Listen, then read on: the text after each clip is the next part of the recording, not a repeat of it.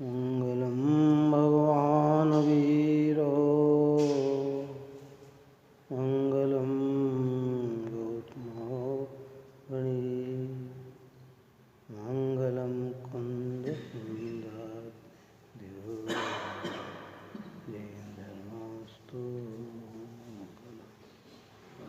सर्वमंगल मांगल्यम सर्वकल्याण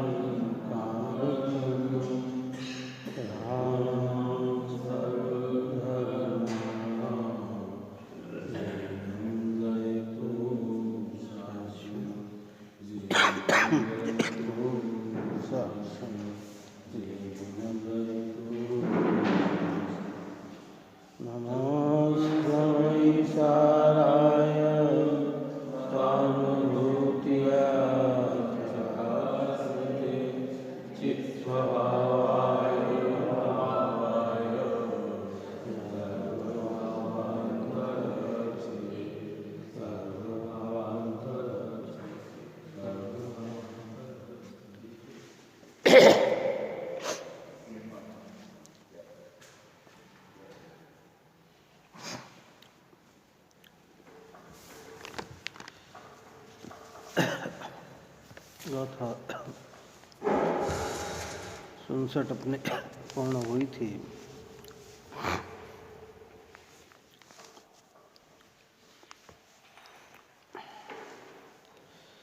वर्णादिक से लेकर गुणस्थान पर्यंत तक जितने भी भाव हैं इस पुद्गल के द्वारा रचित होने से पुद्गलमय ही हैं। जहाँ भी इन्हें जीव कहा जाता है वो व्यवहार नहीं बतलाया है। अब इसी अर्थ का कलश रूप काव्य 40 नंबर का आचार्य अमृतचंद्र देव कहते हैं।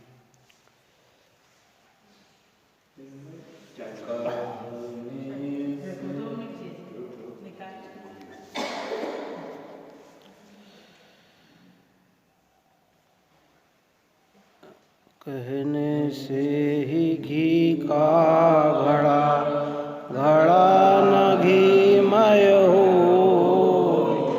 कहने से वर्णादिमय जीवन तनमय हो।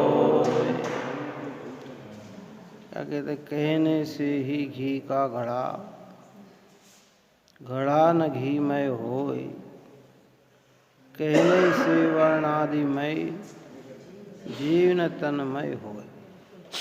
जिससे घी को का घड़ा कहने से घड़ा कहीं घी का नहीं होता है, ऐसे वर्णादि को जीव कहने से जीव कहीं उसमें तन्मय नहीं होता है, अर्थात वर्णादिकमय नहीं होता है। कहना तो उपचार है। क्या है? उपचार मात्र है।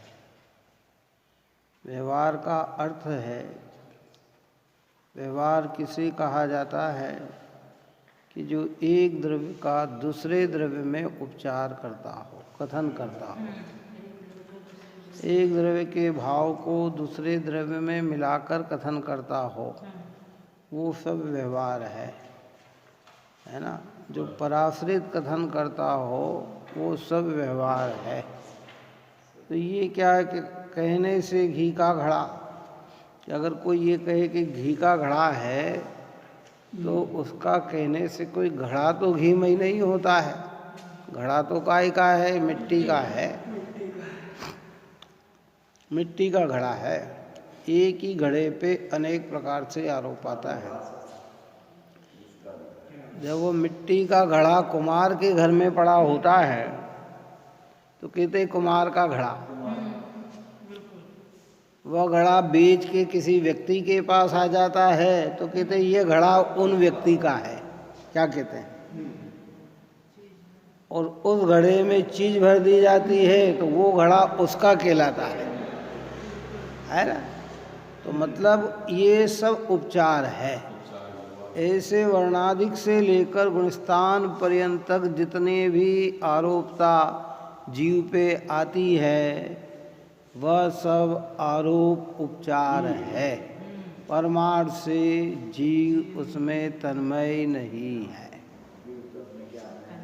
यानी अपनी सत्ता को अन्य से भिन्न देखना, भिन्न प्रतीति में लेना, भिन्न अनुभव करना, बस यही तो दर्शन ज्ञान और चारित्र है।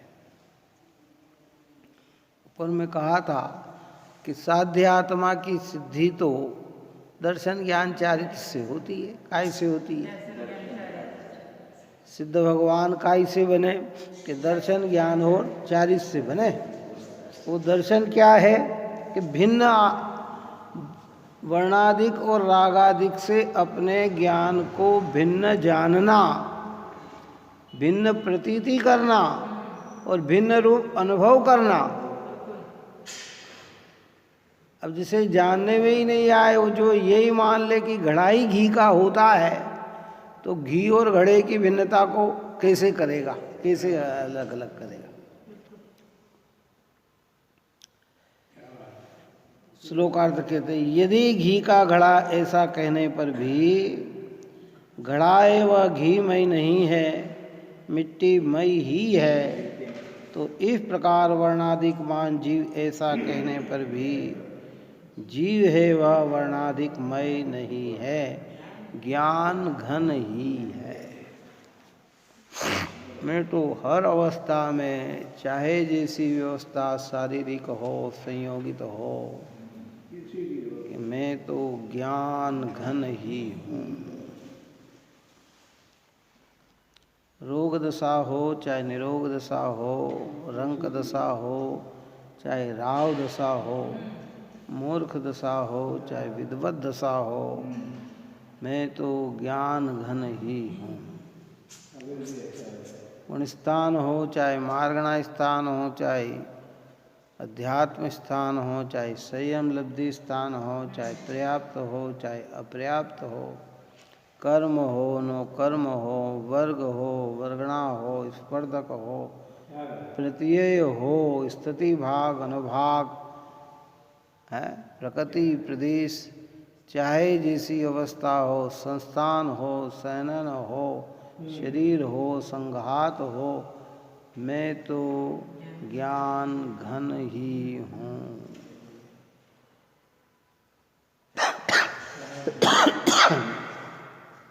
और किसी का अगर कहने से, घी का घड़ा कहने से अगर घड़ा घी मय हो तो क्या हो बताओ?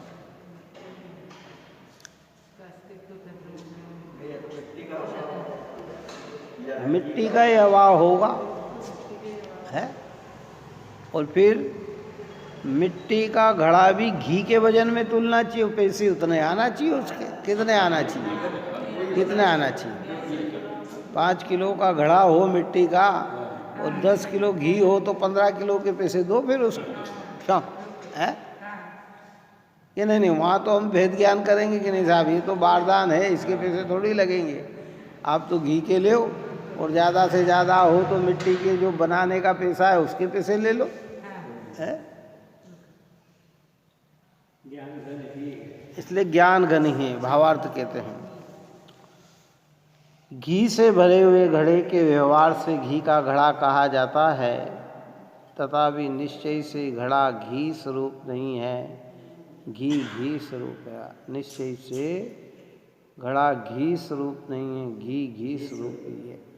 ऐसे वर्णादिक और रागादिक में रहते हुए भी ये अपना ज्ञान घन वर्णादिक रागादिक रूप नहीं है, ये तो ज्ञान घन ही है। कहने में ऐसा आता है कि ये रागी है, ये द्वेषी है, ये मोही है, ये कर्म बंधन से युक्त है, इनको ऐसी बंधन पड़ा है कि ये सब निमित्त नैमित्तिकता से कहा जाता है, पर आत्मा तो ज्ञान घन ही है। हर अवस्था में ज्ञान घन देखना, प्रतीति करना, इसी का नाम तो सम्यक दर्शन और सम्यक ज्ञान है। श्रीमद् रायचंद जी ने लिखा ना, अपने स्वरूप को हर अवस्था में ज्ञान और आनंद स्वरूप प्रतीति करना, श्रद्धान करना, उसी का नाम तो सम्यक दर्शन है।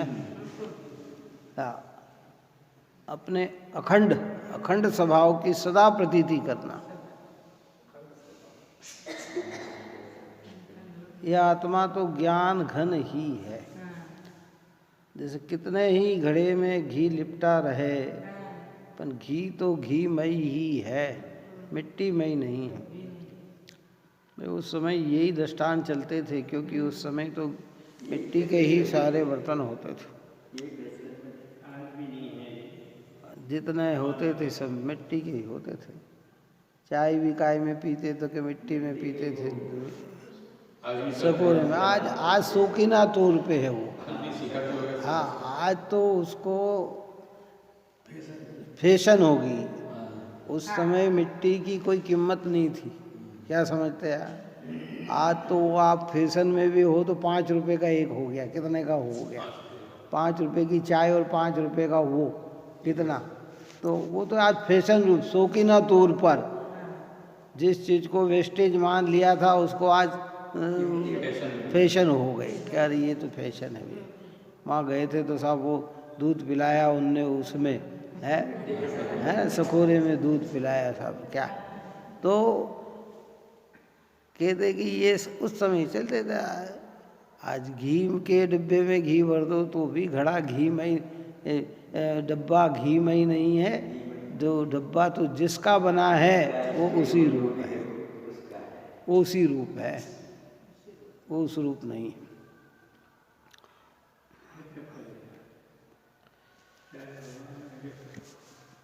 इसी प्रकार वर्ण, प्राप्ति, इंद्रिया इत्यादि के साथ एक क्षेत्रावगा रूप संबंध वाले जीव को सूत्र में व्यवहार से पंचेंद्रीय जीव, पर्याप्त जीव, बादर जीव, देव जीव, मनुष्य जीव इत्यादि कहा गया है। तथापि निश्चय से जीव उस स्वरूप नहीं है। वर्ण, प्राप्ति, इंद्रिया इत्यादि पुद्गल स्वरूप है, जीव ज्ञान स्वरूप है। ऐसे ही कहा जाता है। ये पंचेंद्रिय है, ये पर्याप्त है, ये मनुष्य है, यदि व्यवहार को ही परमार्थ मानने वाले भ्रम में रहते हैं और व्यवहार को व्यवहार जानने वाले भ्रम मिटा लेते हैं। क्या हुआ? पंचेंद्रिय का अब हमने उसी को पंचेंद्रिय मान लिया तो हम भ्रम में ही रह गए, और जान लिया कि पंचेंद्रिय की निकटता में हमें पंचेंद्रिय कहला रहे हैं तो भ्रम मिट गया। अब इंद्रियों पे जोर आएगा कि अपने ज्ञान स्वभाव पे जोर आएगा, कि अपने ज्ञान स्वभाव पे जोर आएगा।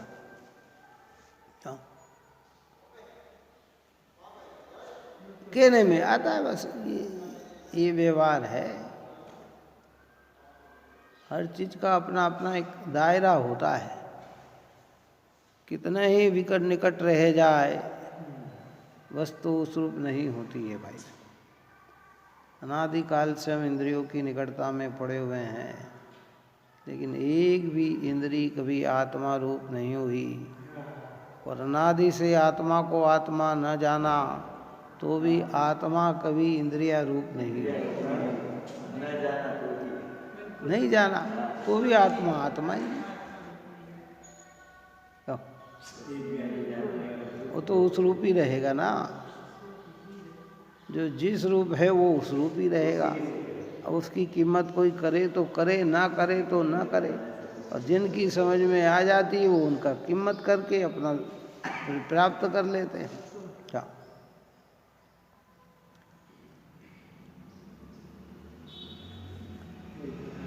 इसलिए इंद्रिया पुद्गल स्वरूप है, जीव ज्ञान स्वरूप है। जीव कैसा है? वो ज्ञान स्वरूप है। और ये ऊपर से अपन चर्चा करते आए, इसलिए इसमें तो बिल्कुल स्पष्टीकरण ही हो जाना चाहिए कि इंद्रिया निरंतर चेंजेबल होती रहती है। निरंतर का मतलब है भव भव में पर्याय भावों के अनुसार। हम हमेशा संगी पंचेंद्री थोड़ी रहे, क्योंकि संगी पंचे इस संसार लोक में तो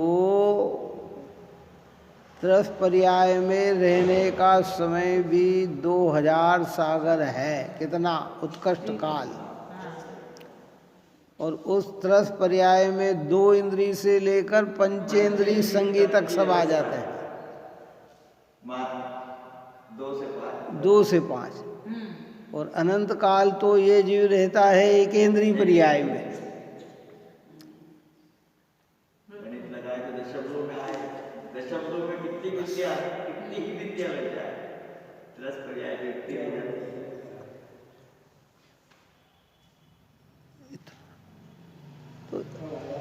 तो कितना पंचेंद्री में रहने का अवसर तो इसका बहुत कम है।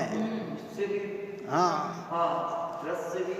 बहुत कम समय है पंचेंद्री में रहने का। और उस पंचेंद्री में ही कल्याण के अवसर हैं। ये जो मिला है ना पंचेंद्रीपना हमें, इसमें ही संगीपना मिला है, पर्याप्ति की पूर्णता मिली है।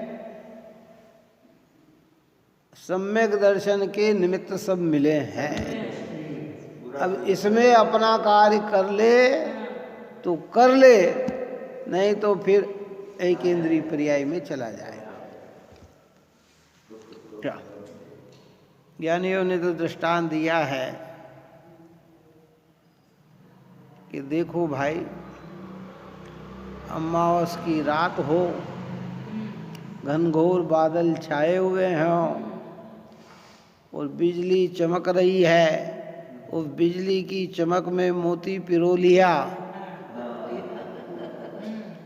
तो पिरो ले, नहीं तो फिर अंधकार में कुछ भी मिलने वाला नहीं है। ये संगी पंचेंद्रिय मनुष्य जीवन मिला है, इसमें सम्यक दर्शन का मोती पिरो लिया तो पिरो लिया, नहीं तो फिर अनंत काल तक ये अवसर मिलने वाला नहीं।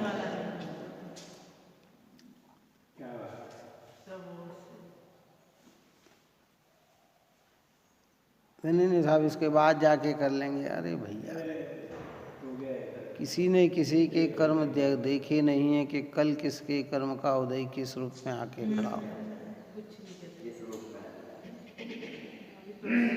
इसलिए जो समय है उसमें निर्णय करो कि वर्णादिक से लेकर गुणस्थान पर्यंत तक सारे पुद्गल के परिणाम है।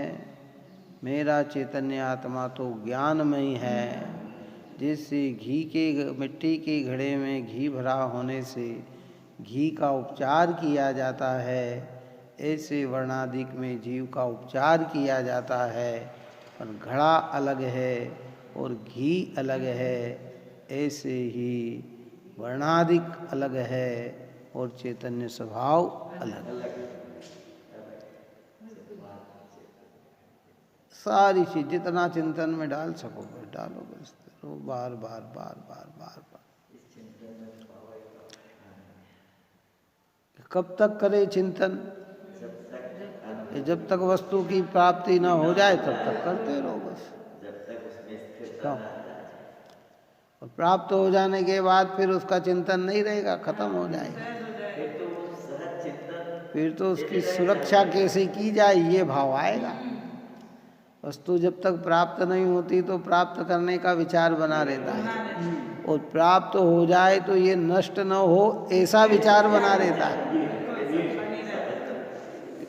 जब तक प्राप्त न हो तब तक क्या। हाँ। एक माता का पुत्र है, उसको बोलो उसकी शादी करने का भाव कब तक आएगा? जब तक शादी ना हो जाए। शादी होने के बाद फिर उसके भाव आएंगे क्या? ये खत्म हो गए भाव। इसी के लिए जब तक हमारा तत्व निर्णय पक्का ना हो जाए, वर्णादिक और रागादिक से उपयोग भिन्न नजर न आने लग जाए, तब तक इन विषयों का चिंतन करना। और फिर जब हो जाए तो फिर साक्षात है। अब तो ये प्रतीति सदाकाल बनी रहे, ये विचार है। जैसे हम कहते हैं ना, भव भव में जिन धर्म बना रहे। नहीं मिल रहा था जब तो जिन धर्म के लिए तरस रहे थे, अब मिल गया है तो अब क्या भाव आ रहे हैं कि अब हमें कब मिले नहीं, अब ये सदाकाल बना रहे। ताते अवेसी करहु नाथ, बिछुड़े न कभी तुम चरण साथ। हे भगवान, आपके चरणों का साथ अब कभी भी छूटे नहीं, बना रहा है। नहीं था तरस थे, कब तक मिले, कब मिलेगा, कब मिलेगा, कब मिलेगा, अब मिल गया है।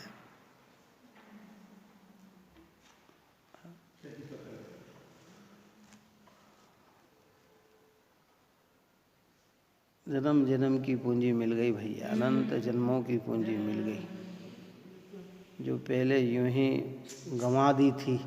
सारा जगत गंवा रहा है और हमने भी गंवा दी थी, है। अब अवसर मिल गया ऐसी पूंजी का, तो इसका हम भगवंतों की सानिध्यता में वस्तु स्वरूप विचार करते हुए, वर्णाधिक अलग है और मैं ज्ञान घन अलग है। अब ये कहते हैं कि जैसे वर्णाधिक भाव जीव नहीं है, ये सिद्ध हुआ, उसी प्रकार यह भी सिद्ध हुआ कि रागाधिक भाव भी जीव नहीं है।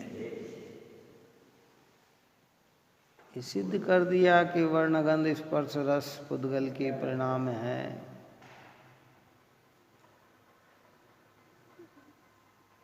ऐसे रागाधिक भाव भी जीव नहीं है।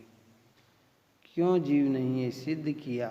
उसके लिए गाथा, अंतिम गाथा जीवाजीव अधिकार की कहते हैं आचार्य कुंद देव। मोहन करम के उदय से गुण स्थान जोए वर्ण वे क्यों बने आत्मा निरंतर जो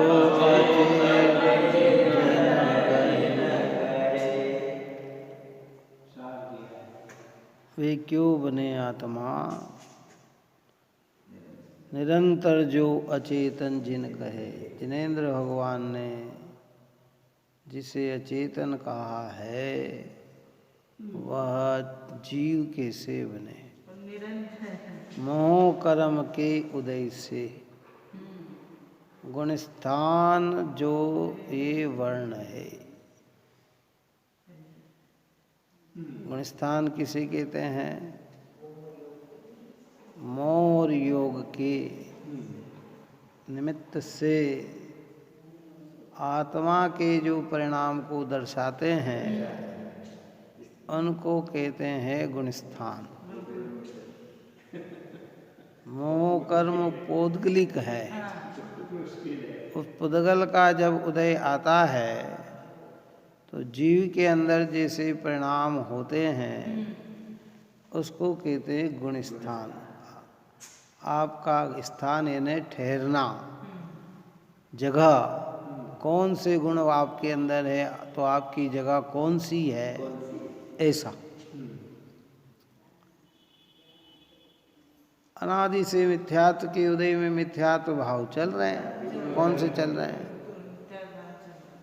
दर्शन मोह के उदय से विपरीत श्रद्धान चल रहा है। सभी को अपना मान रहे हैं, अपने को सबका मान रहे हैं। दो द्रव्य में एकता बुद्धि है, दो द्रव्य में स्वस्वामी संबंध है, दो द्रव्य में कर्ता कर्म की मान्यता है, दो द्रव्य में भोक्ता भोग्य की मान्यता है। इस मिथ्यात्व का परिणाम है। तो कहते हमारा स्थान कौन सा गुण स्थान? पहला गुण स्थान है।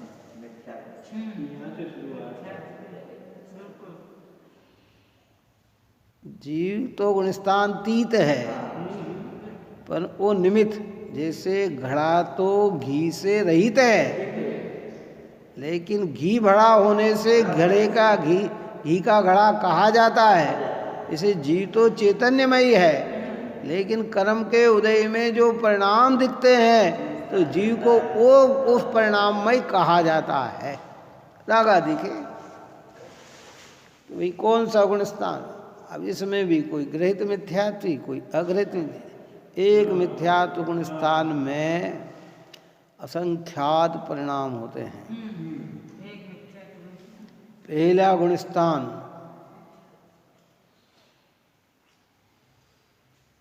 लेकिन जीव कितने हैं इसके अंदर? पहले गुण स्थान में तो अक्षर, पर ए पहले गुण स्थान में परिणाम कितने हैं? क्या संख्यात और सबके भाव में अलग अलग अलग अलग अलग पना दिखता है।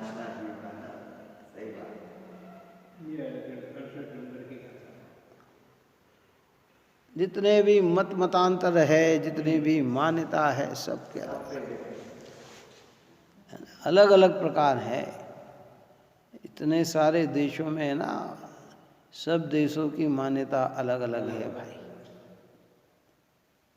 जिन मत तो इतना पवित्र है कि विषय कषाय का नाश करने के लिए मिला, लेकिन अन्य मत ऐसे हैं कि जो विषय कषाय को पोषण करने के लिए हैं।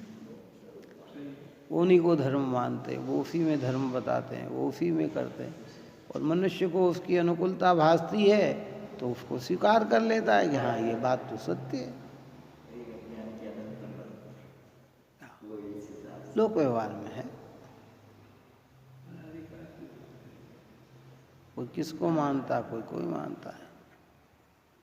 चतुर्थ गुण स्थान के बाद सब जीव के एक मत। हाँ सबके बस चतुर्थ गुण स्थान में प्रवेश करने के बाद सबकी मान्यता एक रूप हो जाती है। जितने भी चौथे गुण स्थान वर्ती व्यक्ति है या चौथे गुण स्थान से आगे के हैं, राग तो सबके अलग अलग हो सकते हैं कैसे, लेकिन मान्यता सबकी एक जैसी है।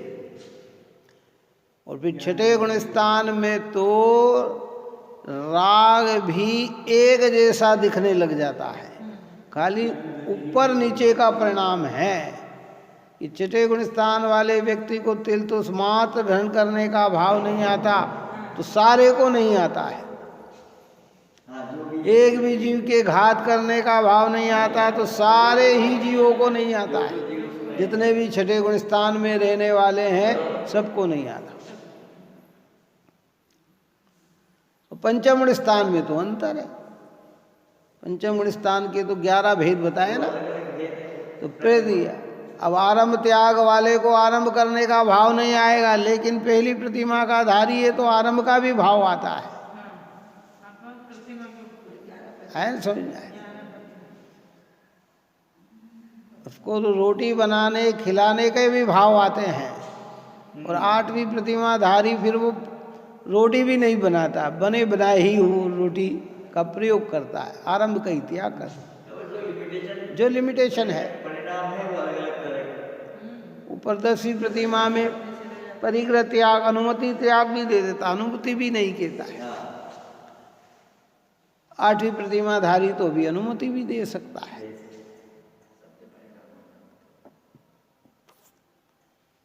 तो पहले गुण स्थान में असंख्यात परिणाम, और वो परिणाम आगम के अभ्यास से ज्ञानियों को पकड़ में आने लग जाते हैं। इसकी जितना जितना अभ्यास बढ़ेगा ना, टोडरमल जी साहब ने जो 7वें अधिकार के अंदर जेने मिथ्या दृष्टि की जो भूलें बताई है, वो स्थूल भूल नहीं है, वो सब सूक्ष्म भूल है। निश्चाभासी, व्यवहाराभासी, उभयाभासी, सम्यक सन्मुख, जो स्थूल दोष है, स्थूल भूले है, वो तो हर कोई की पकड़ में आती है। लेकिन जो सूक्ष्म भूले है वो तो स्वाध्याय के बल पर ही पकड़ में आती है। स्वाध्याय करने के बाद भी अभिप्राय में क्या पड़ा हुआ है वो स्वाध्याय से ही समझ में आता है। उस भूल को भी निकाला है। क्या समझे? शांतिनाथ भगवान शांति को प्रदान करेंगे अब ये भूल को किसको भूल दिखे, चलो बताओ। स्वाध्याय के बिना ये अरे सब सही तो बात है, भगवान ही तो शांतिनाथ, भगवान शांति करेंगे क्यों है? गलत क्या कहा इसमें है? क्यों? आप ही तो कहते हैं कि सारे संग जितने भी तीर्थंकर भगवान है वे सबके कल्याण करेंगे, तो हमने भी तो कहा कि शांतिनाथ भगवान सा। अरे भाई इसके अभिप्राय में भूल पड़ी हुई, मान्यता में भूल पड़ी हुई है। यहाँ तो कह रहे हैं कि भगवंत वितराग सर्वज्ञ परमात्मा ने सारे जगत के जीवों को एक ही उपदेश दिया है, शांति का। अकेले शांतिनाथ भगवान ने शांति का उपदेश नहीं दिया। बात ही समझ में नहीं आई। जितने भी तीर्थंकर हो, कौन सा मार्ग बताया उनने? अब तूने एक को ऊंचा कर दिया, अब अन्य को नीचा कर दिया, तो तूने भगवान में अंतर आया कि नहीं आया? तो परिणाम तेरे कैसे रहे ये बता मेरे। है शुद्ध परिणाम है। अब वो परिणाम कहाँ से पकड़ में आएंगे? कि वो जिनवाणी के अभ्यास से। इसलिए यहाँ कहा कि मोह कर्म के उदय से गुणस्थान जो ये वर्णे, वे क्यों बने आत्मा निरंतर जो अचेतन जिन कहे। वे क्यों आत्मा बने जो पुद्गल के परिणाम है? वे आत्मा कैसे बन सकते हैं? जिनेंद्र भगवान ने कहा जैसे मिट्टी का घड़ा घी नहीं बन सकता, घी का घड़े का नाम तो दिया जा सकता है पर मिट्टी घड़ा नहीं बन सकती है। ऐसे रागादि को जीव कहा तो जा सकता है पर रागादि मोह कर्म का परिणाम है, चेतन आत्मा का स्वभाव नहीं है। निकटता में इसलिए कहने में आता है। और व्यवहार का बस समझा दिया। ऊपर में ये तो प्रश्न उठा ही दिया था, रागादिक की बात कही थी कि ये रागादिक पुद्गल के परिणाम है, तो फिर सर्वज्ञ के आगम में इन्हें जीव क्यों कहा? जब आप कह रहे कि ये सब पुद्गल के परिणाम है ना, तो फिर सर्वज्ञ के आगम में और शिष्य ने तर्क भी किसका दिया? सर्वज्ञ के आगम में, भगवान के बताए हुए मार्ग में इन्हें जीव क्यों कहा? तो वहाँ कहा कि भाई ये सब व्यवहार नहीं को बतलाया है, व्यवहार से कहे गए हैं, परमार्थ से जीव तो ज्ञान घन ही है।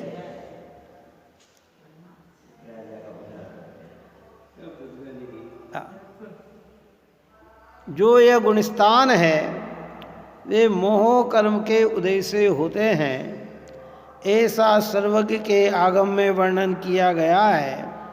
वे जीव कैसे हो सकते हैं कि जो सदा अचेतन कहे गए हैं? देखो पुद्गल को तो अपन ने अभी रोज ये बात सिद्ध की कि जो दिखते हैं उनको तो हम स्थूल पुद्गल मान लेते हैं, इसमें तो हमें कोई भ्रांति नजर नहीं आती।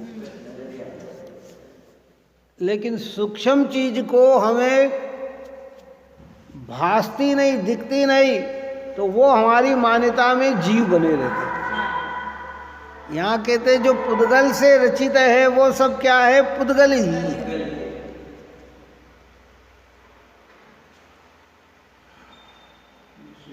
ऊपर 19वीं गाथा के मैं अपने को ये कहा था कि आत्मा कब तक अप्रतिबुद्ध रहेगा, अज्ञानी रहेगा। तो वहाँ कहा था कि मैं कर्म हूँ नो कर्म हूँ, या ये हमारे है सभी, ये मान्यता जब तक रहे अज्ञानी है तब तक सभी है। कि जब तक ऐसी मान्यता बनी रहती है मैं कर्म और नो कर्म, कर्म और कर्म के फल नो कर्म, और कर्म का ही फल भाव कर्म। भाव कर्म किसका है?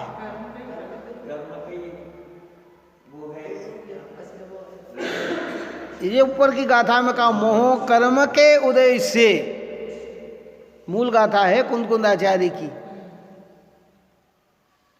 संस्कृत की प्राकृत की गाथा तो आचार्य की है, ये तो हिंदी में किया गया है। जो मूल गाथा है ना, उस गाथा में भी यही है। संस्कृत को समझने वाले समझते हैं। गुणस्थान जो ये वर्ण है कि जितने भी गुण मोर योग के निमित्त से आत्मा के जितने भी परिणाम भाव को जो बतलाते हैं उनका नाम है क्या? गुण स्थान। साहब मैं तो देह और आत्मा को एक मानता हूं कि भाई तुम्हारे परिणाम मिथ्यात्व गुण स्थान है। साहब मैं तो पर का कर्ता बनता हूं कि तुम्हारे परिणाम मिथ्यात्व गुण स्थान से। साहब मैं तो ये मानता हूं कि भगवान ही जगत के कर्ता हरता है, तो तुम्हारे गुण परिणाम मिथ्यात्व गुण स्थान के। साहब मैं तो ये मानता हूं कि भगवान ही मुझे मोक्ष में ले जाएंगे, कि तुम्हारे परिणाम मिथ्यात्व गुण स्थान के। क्यों? साहब मैं तो ये मानता हूं कि 5 इंद्रियों और भोगों में ही सुख है, तो कि तुम्हारे परिणाम मिथ्यात्व गुण स्थान के। क्यों है? मैं तो ये मानता हूं कि पुण्य से ही मोक्ष मिलेगा, कि तुम्हारे परिणाम मिथ्यात्व गुण स्थान के। अब जितने भी परिणाम जितने भी लगा लो, मैं तो ये मानता हूं सब धन का स्वामी मैं हूं, तो तुम्हारे परिणाम मिथ्यात्व गुण स्थान के। मैं तो मानता हूं कि बच्चे बच्ची ही मेरे हैं, कि तुम्हारे परिणाम मिथ्यात्व गुण स्थान के। क्या? अब जितने भी इसमें हम लगा सकते हैं, इसलिए कहा कि एक गुण स्थान में असंख्यात परिणाम है। हाँ, कोई ये मानेगा कि पुण्य के फल से अरहंत बनते हैं, तो तुम्हारे परिणाम मिथ्यात्व गुण स्थान। अरहंत के पुण्य का फल फलता है। जब सर्वज्ञ बनते हैं तो पुण्य का फल ऐसा बनता है कि ऑटोमेटिक समय पर इंद्र को समोसन रचने का भाव आ जाता है, और एक से एक अद्भुत चीज उसमें लगती है। समोसरण में एक से एक उत्कृष्ट चीज मिलती है। जीवन ने आप और ये जितने भी आज आप और हम देखते हैं, जिसको आश्चर्य करते हैं, अरे क्या क्या लाइटों डेकोरेशन किया, ओहो मजा आ गया भैया। क्या नगर सजाया, कितने धुंधवी बाजी, कितने बाजे, कैसे बढ़िया बढ़िया गांव के बाजे मंगाए। कि समोसरण में ऐसी अद्भुत चीज होती है जो दुनिया में कहीं होती ही नहीं।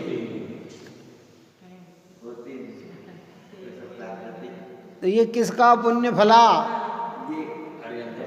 कि जो तीर्थंकर नाम कर्म प्रकृति का जो उदय आया, समोसरण की रचना हुई, दिव्य धुनी खिलने का।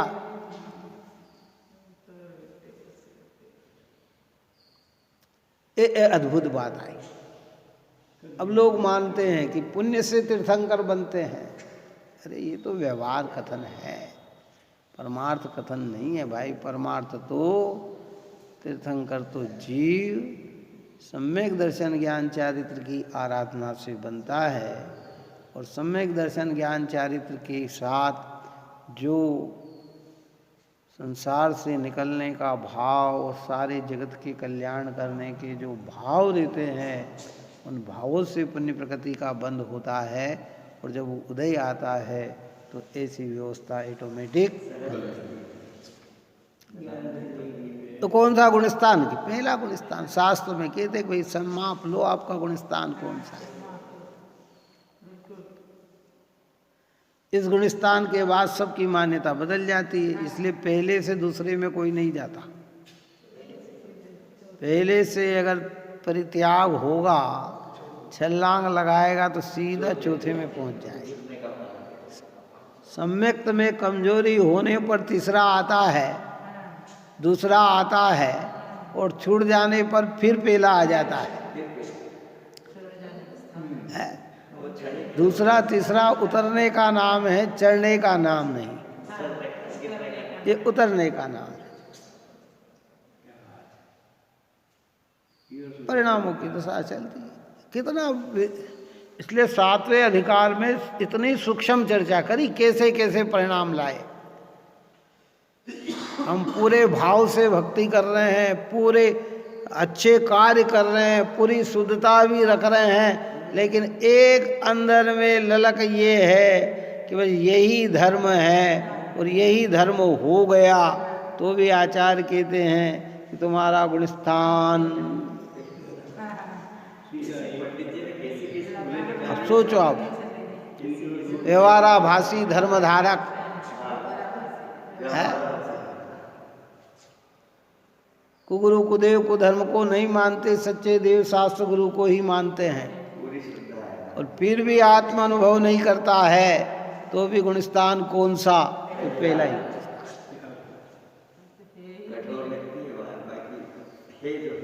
हरी बात सुन। और फिर चौथे गुणस्थान में आ जाता है तो फिर ओरिजिनलिटी भाव प्रकट हो जाता है। दर्शन मोह का अभाव होने से किसी भी मिथ्या मान्यता में उसका मन नहीं लगता, फिर उसका मन मजबूत हो जाता है। जगत के जीवों के कहने से उसके परिणामों में फिर चेंज पना नहीं होता है, फिर वो जो सत्य है उसी सत्य पे अडिग रहता है। अगर उस सत्य का प्रचार नहीं कर पाता है तो भी कोई बात नहीं, पर सत्य का विश्वास उससे बना रहता। और ऐसा दृष्टांत देते हैं कि जिस प्रकार बड़े बड़े आंधी और तूफानों में भी सुमेरु पर्वत नहीं दिखता, ऐसे उसकी आस्थाएं कभी भी वस्तु स्वरूप से बाहर जाती नहीं, संयोग बदल जाते हैं।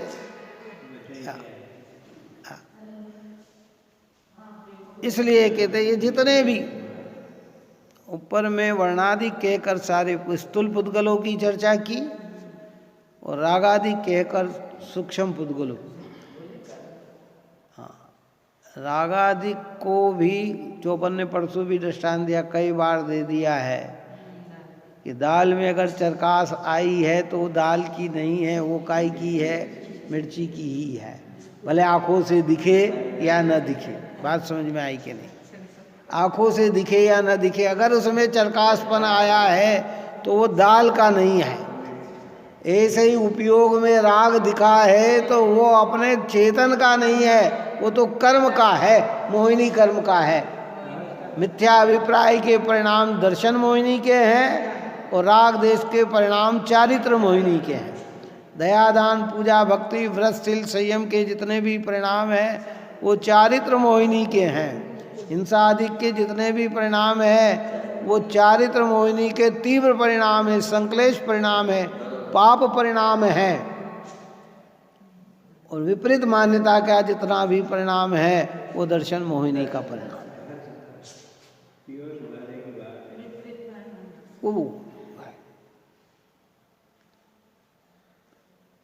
टीका में ये मिथ्या दृष्टि आदि गुणस्थान पौद्गलिक मोह कर्म की प्रकृति के उदयपूर्वक होने से सदा ही अचेतन होने से कारण जैसे ही कार्य होते हैं ऐसा समझकर निश्चय कर जो पूर्वक होने वाला जो है वे जो ही होते हैं, इसी न्याय से वे पुद्गली है, जीव नहीं।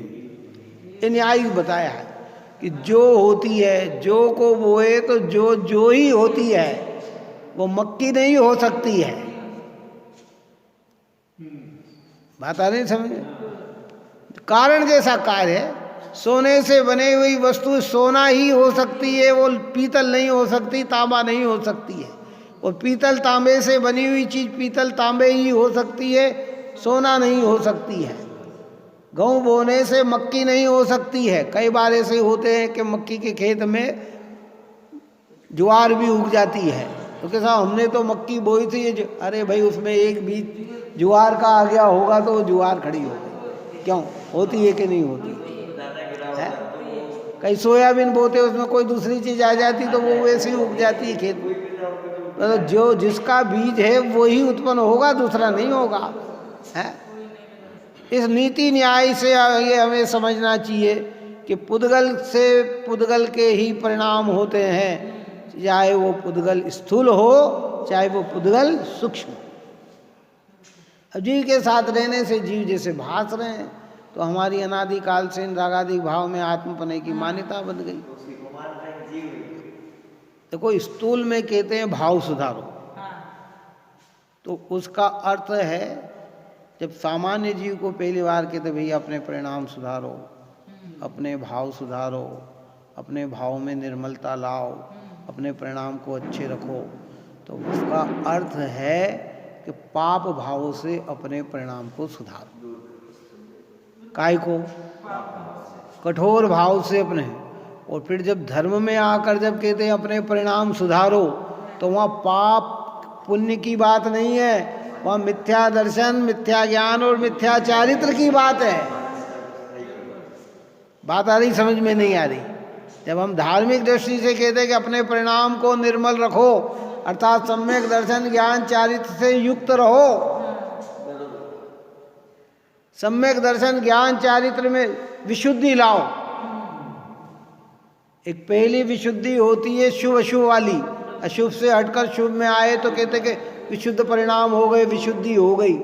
लेकिन जब गुणस्थानों की परंपरा चलती है तो 14 को चौथे से 5वें में आया तो विशुद्ध ज़्यादा हो गया, 5वें से मुनिराज बने तो विशुद्ध और हो गए, फिर श्रेणी चढ़े तो और विशुद्ध हो गए, और जब पूर्ण विशुद्धता हो गई तो शुद्धता हो गई, तो वो अरिहंत हो गए, सिद्ध हो गए।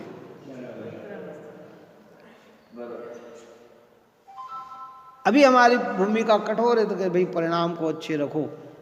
अच्छे रखो मतलब देखो, हिंसा के भाव ना आए, झूठ के भाव ना आए, चोरी के भाव ना आए, कुशल सेवन के भाव ना आए, अति संग्रह करने के भाव ना आए, ए लिमिटेशन व्यवस्था बने, इसका नाम विशुद्धि है। हम मंदिर नहीं आते, दर्शन नहीं करते, पूजन नहीं करते, भक्ति नहीं करते, स्वाध्याय नहीं करते, विचार नहीं करते, तो कहते इनमें आओ, तो कहते ये अच्छे भाव हैं। किसी जीव को भोजन कराने के भाव आए, उसको उसके दुख दूर करने के भाव आए, तो कहते ये अच्छे भाव हैं। फिर आगे जाकर कहते ये अच्छे भाव नहीं है, जो भाव बंद कराए वो भाव अच्छा नहीं, जिस भाव से हम निर्बंध हो वो भाव अच्छा है।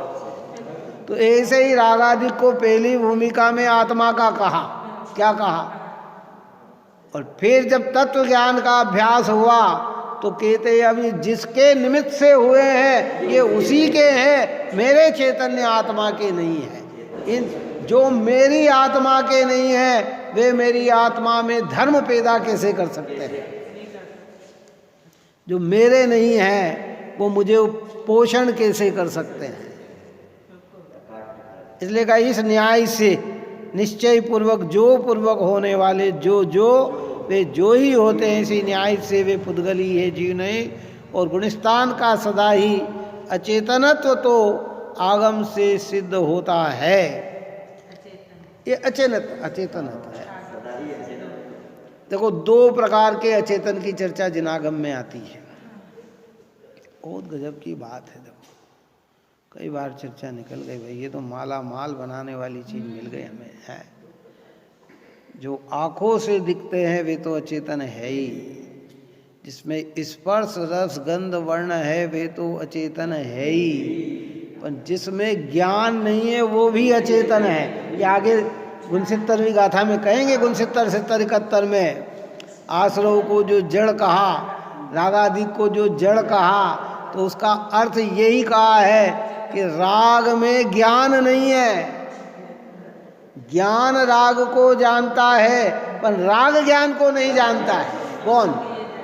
कौन जानता है राग को? चलो बता, ये ज्ञान जान रहा है कि ये राग है, भैया अभी हमारे बहुत अच्छे परिणाम हुए, भगवान को विनय करने के परिणाम हुए, ये ज्ञान जानता है। वो विनय करने वाला परिणाम नहीं जानता कि ये ज्ञान है।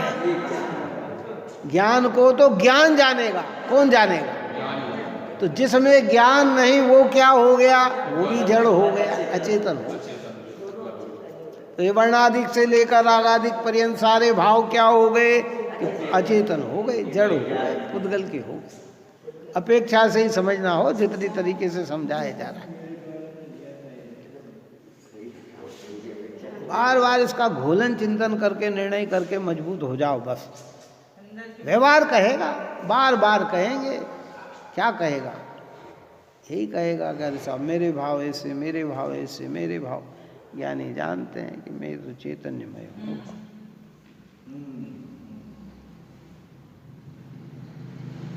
भूमिका के अनुसार भाव आए बिना रहते नहीं, लेकिन जो भाव जिसके हैं वो भाव उसी के कहलाएंगे, और हमारे कहलाते तो व्यवहार है, बस सीधी सी बात है। क्या मुनिराज की भूमिका हो और किसी जीव को मारने का भाव आए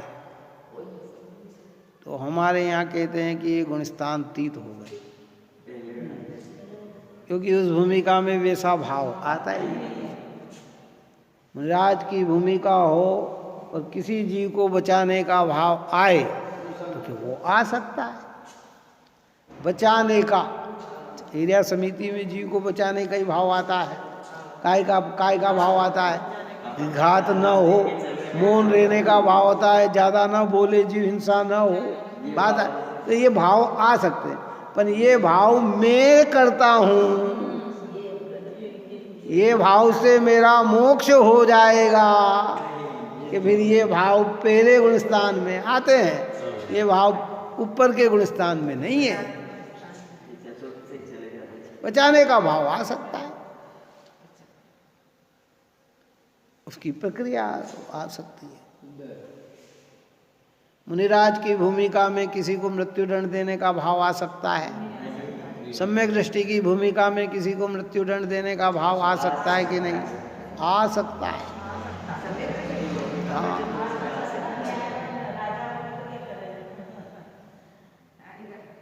क्या करें?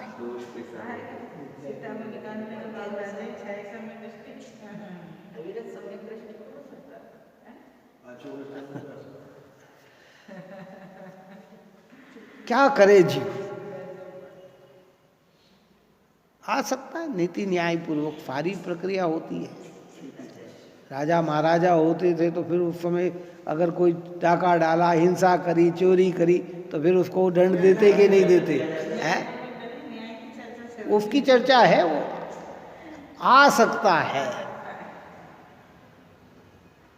परंतु जो है वो वही है।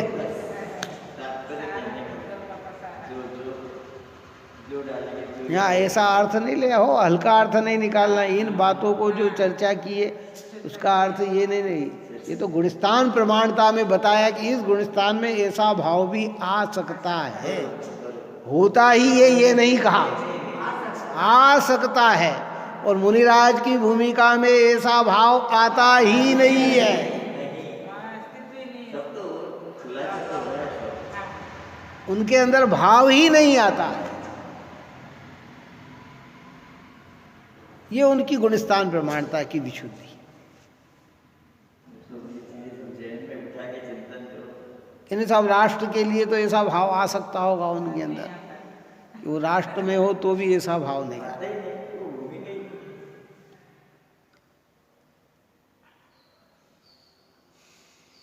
ये सब अभ्यास जिनवाणी के अभ्यास से पता लगता है। इसलिए हमें बार बार देखो, विषय कषाय पाप पोषणे वाली जिनवाणी माता नहीं है। और आप और हम जितना भी पढ़े तो अगर इन चीज़ों का पोषण हो रहा है तो समझना कि गलत मार्ग में पकड़ लिया हमने। विषय कषाय नष्ट करने वाला मार्ग है, और जहाँ बता रहे। अब हमने कह दिया साहब राग तो पुद्गल है, आपने कहा ये तो अचेतन है, और गाथा में भी कह दिया। अब हमें राग होने की चिंता खत्म हो गई साहब, अब तो शुभ करें या अशुभ करें, अच्छे करें या बुरे करें, ये तो पुद्गल है, ये तो पुद्गल है। कि भाई जिसने राग को पुद्गल जाना, जिसने जान लिया कि राग मेरा नहीं, मैं तो उपयोग स्वरूप ही हूँ, उसमें बुद्धिपूर्वक ऐसा खोटा भाव आएगा ही नहीं।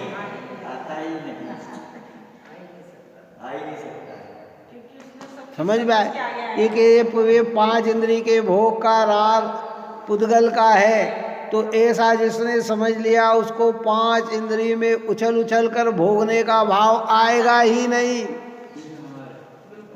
और आता है तो अभी तूने वस्तु स्वरूप समझा नहीं। क्यों? हमने जान लिया ये विष है, ये जहर है, जान लिया। 2 मिनट कह के पूर्ण करता हूं। तो जान लिया कि ये जहर है और ये जहर से मरता है, तो खाने का भाव आएगा ही नहीं, और आया है तो तूने समझा ही नहीं है?